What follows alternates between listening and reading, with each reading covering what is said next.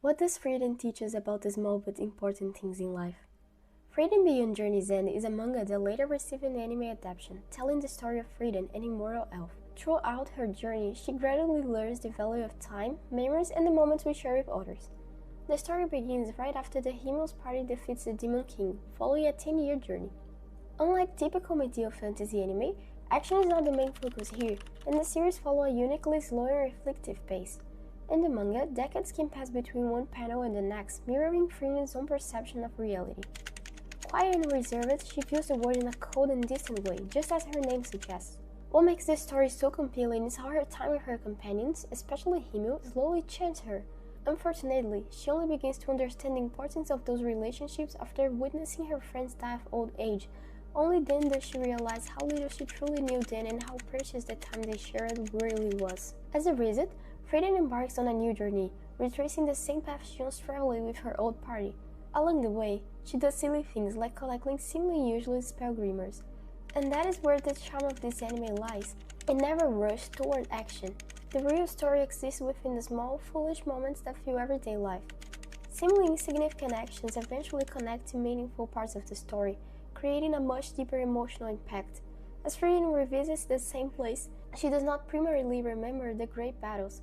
Instead, she recalls moments like the day Hider got too drunk, or how the children from certain village, now elderly adults, use it to be mischievous. That is where the beauty of the series truly reveals itself. Our lives are made up of those unnoticed interactions, moments that seem trivial at the time but become irreplaceable once the people we share them with are gone. Frieren is not really about defeating the Demon King. It is about doing side quests. It's about discovering the small details of the world and leaving behind traces of your existence where they genuinely matter. Even if you save the world, one day you will be forgotten. Your name may become nothing more than a line in a history book. But when you change someone's life personally, your memory can remain with them forever. Himmel did not simply want to save the world, he wanted to enjoy the moments within it. That is why he helped people, not because it was a hero's duty, but because it was the impact that he could make in the here and now. The show revolves around memory, both the world's tendency to slowly forget its heroes and Frieden's own reflections on her former companions. Through memories, she begins to understand things they said long ago and lessons she was not mature enough to grasp at the time. This idea is also reflected in her hobby of collecting useless spells. In reality, these spells become excuses to help people in every place she visits. The kind of reason an almost immortal being needs to care about something so temporary. Even the spells themselves mirror this philosophy. They are silly and mundane, yet, through them, Frieren reconnects with her old friends. Whether she's creating a field full of Himmel's favorite flowers or cleaning statues dedicated to them, these secondary actions may seem trivial, but to Frieren, they are infinitely meaningful. Frieren herself embodied these ideas. Despite her immense age, she still understands very little about herself and about human relationships.